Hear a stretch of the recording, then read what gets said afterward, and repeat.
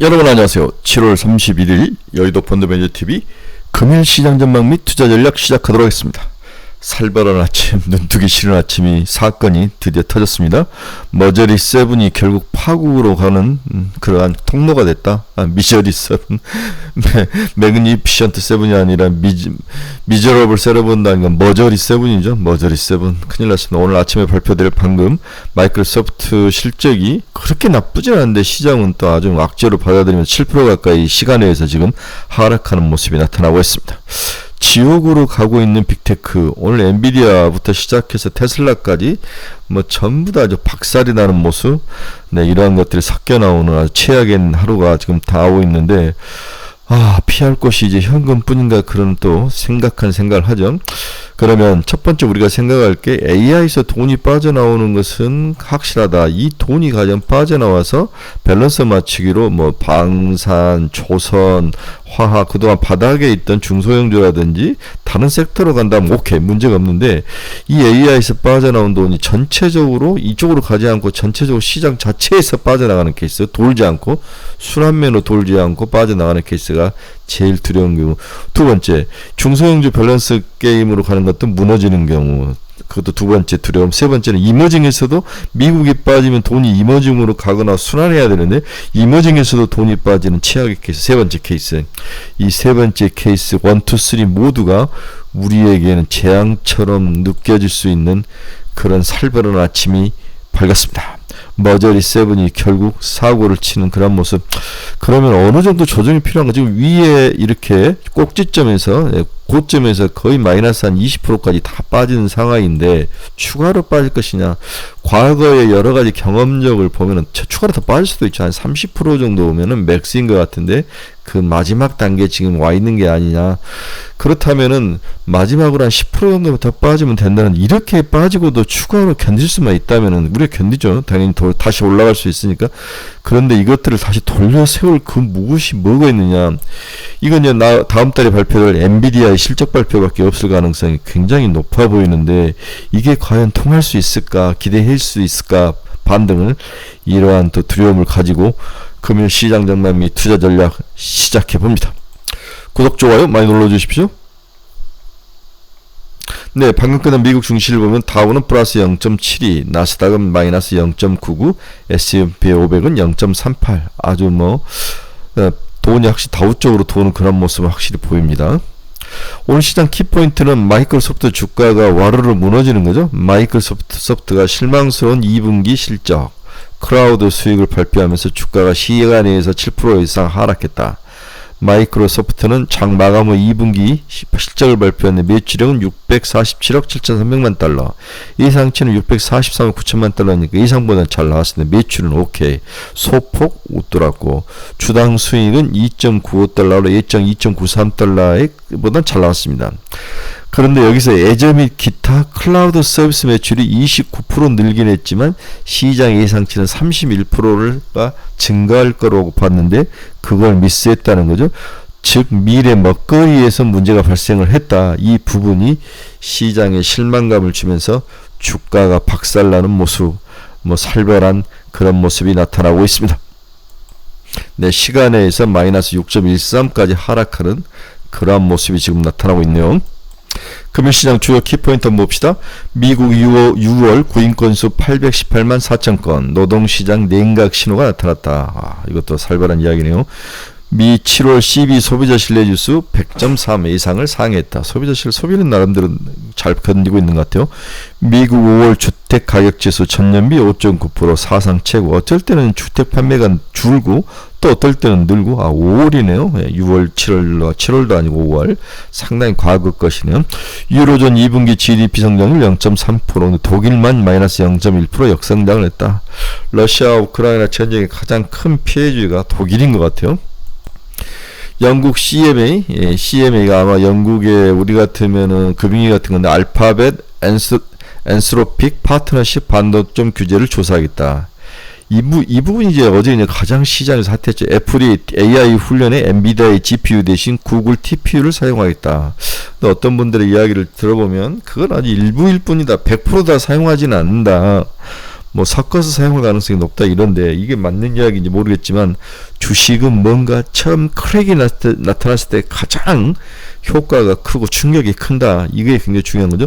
이것 때문에 어제 우리 SK 하이닉스가 박살이 났는데 오늘도 박살이 날 것 같아요. 테슬라 미국에서 후드 열림이 결함이 있었다. 정말 우리 테슬라 정말 어떻게 하면 좋은가요? 결함 185만 대 니콜이 나타나면서 어제 올랐던 주가 5%를 다 까먹는 마이너스 4% 하락. 노보노디스크가 당뇨병 치료제가 알츠하이머에도 일부 효능이 있다. 그렇죠? 싹 센다. 뭐 이렇게 하면서 위고비 이런 것들이 알츠하이머에도 일부 효능이 있다라고 이제 효과가 나타나는 건데 오늘 인라인 릴리는 많이 빠졌는데 노보노디스크는 살짝 오르게 끝난 것 같아요. 주요 경제 지표 한번 봅시다. 달러는 104.325 거의 변동이 없었습니다. WTI는 1.03% 하락 75.03달러. WTI 하락이 그나마 우리를 잘 지켜주고 있다. 가장 큰 이유가 뭘까요? 지금 드라이빙 시즌이고 석유를 많이 써야 될 시기인데 중국의 경기 침체가 가장 큰 어퍼컷을 날리고 있다. 그런 모습들이 WTI 하락으로 연결되고 있는 것 같습니다. 금리도 안정적인 모습을 보여주고 있습니다. 2년짜리 4.363까지 하락을 했습니다. 2.4bp 하락. 10년짜리는 4.145, 3.2bp 하락. 금리는 하락 안정을 찾고 있습니다. 그런데도 달러가 약세로 가지 않고 강세로 가고 있는 것은 향후에 추가 금리 그 부분들이 많이 반영이 되고 있습니다.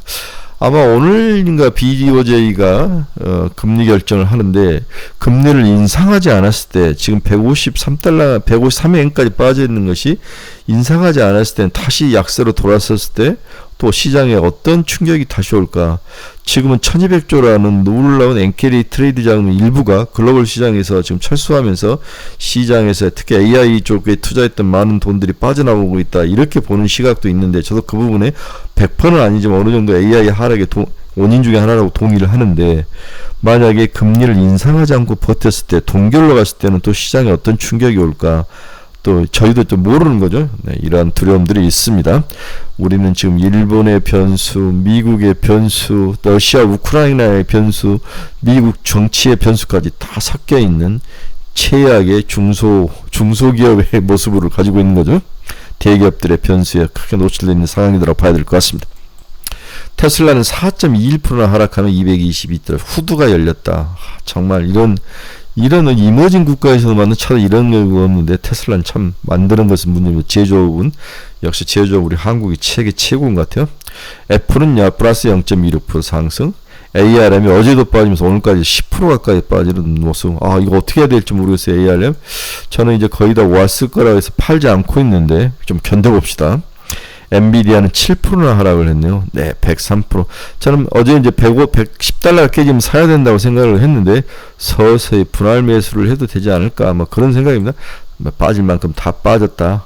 오히려 100달러가 깨지면 강력하게 매수가 나타날 가능성도 있습니다. 워낙 엔비디아의 충격이 큽니다. AMD도 0.94, 캐터필러도 마이너스 0.94. 돈이 순환매로 돌긴 도는데 만약에 돈이 AI에서 빠져나왔다면 캐터필러라든지 이런 어떤 조선, 방산, 기자 이런 쪽으로 막 가야 되는데 꼭 그렇게 가지고 가고 있지도 않다는 거죠. 인라인이는 2.94% 하락. 마이크론 테크는 4.93, TSMC는 3.91.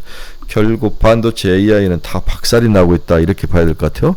비트코인도 피할 곳이 못 되는 마이너스 2.76, 65,500달러. 글로벌 시장 전체에서 뭔가 크랙이 발생하고 있다. 뭔가 좀 조심해야 될 그런 상황, 그런 생각이 또 많이 드는 그런 아침입니다.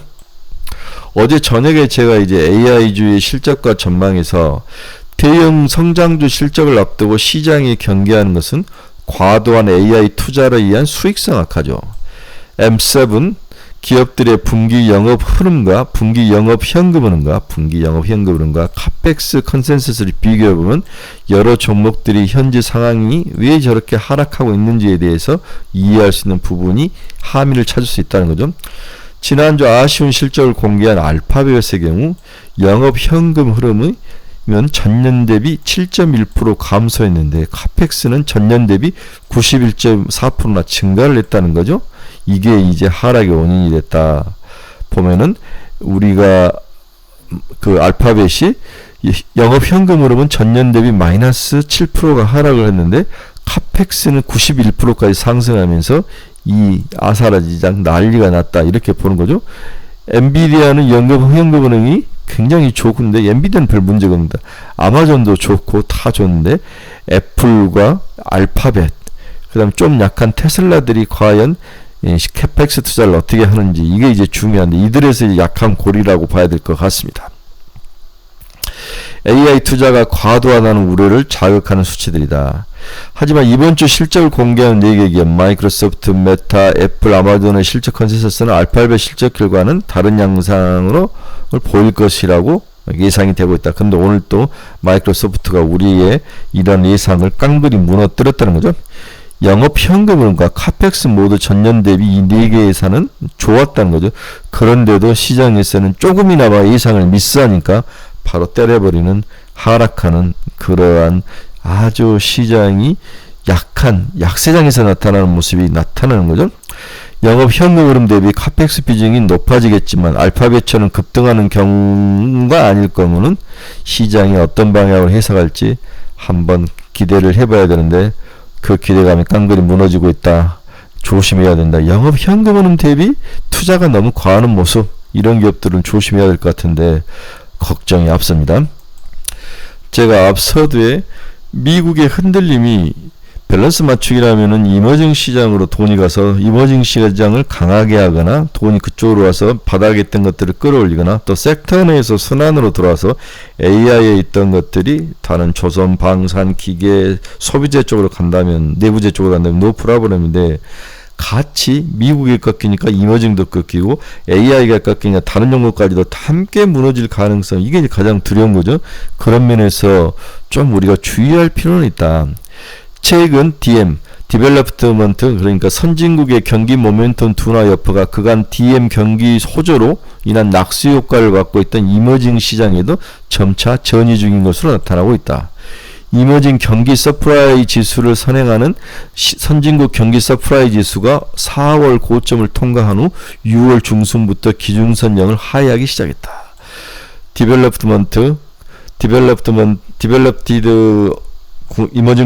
선진 국가가 먼저 경기 어닝 서프라이즈 지수가 꺾이고 3, 4개월 후에 이머징 시장이 꺾이고 있다.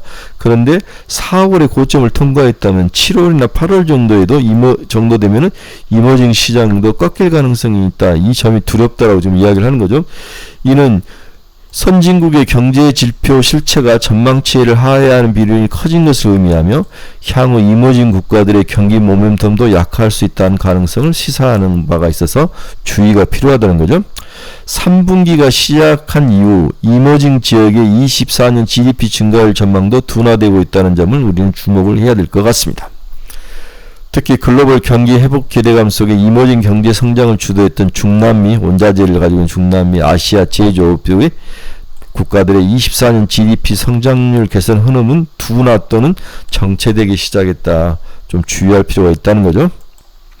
그래서 이 좀 지난 세기 이 선진국들의 어닝 서프라이즈 지수가 이제 꺾이기 시작하니까 약간 회색의 이머징 시장에 그러한 어닝 서프라이즈 지수도 꺾이기 시작을 해서 주의를 해야 된다.